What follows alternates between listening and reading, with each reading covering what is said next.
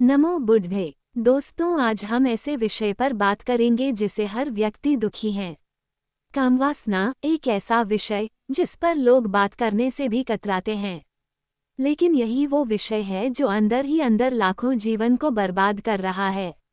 गौतम बुद्ध ने कहा, इच्छा ही दुख की जड़ है और ज्ञान ही उसका अंत है। तो आइए बुद्ध के मार्ग से समझते हैं कि कामवासना को कैसे जीता जा सकता है। जब आप किसी स्त्री को देखें तो अपने विचारों को पवित्रता से भरें। अपनी माँ की उम्र की स्त्री को देखकर खुद से कहिए, ये तो मेरी माँ जैसी हैं।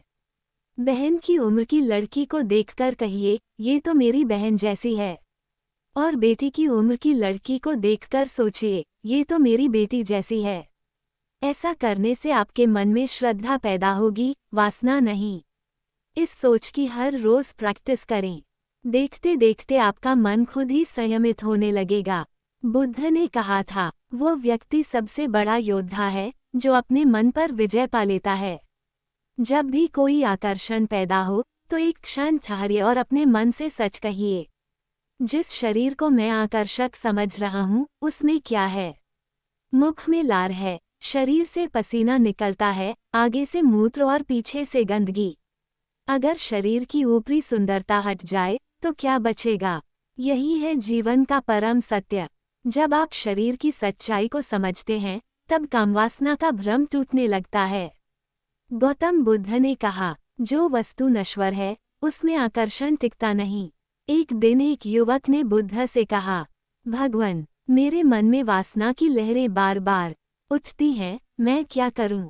बुद्ध ने मुस्कराकर कहा, हर लहर का स्रोत समुद्र होता है और मन ही वह समुद्र है।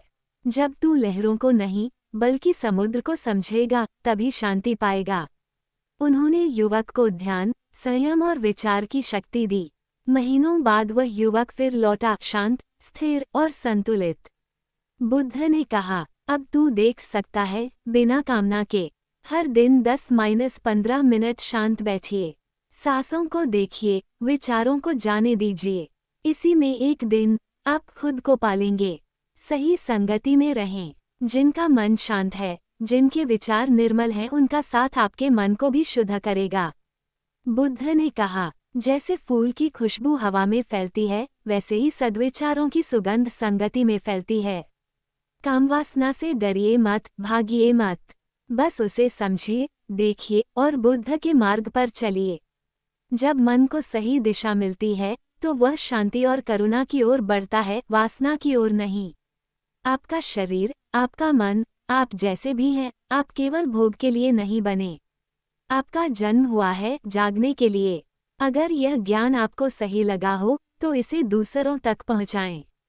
और जुड़े हमारे साथ बुद्ध वाणी पर, जहां हर वाणी होती है आत्मा को जगाने वाली। नमो बुद्धे।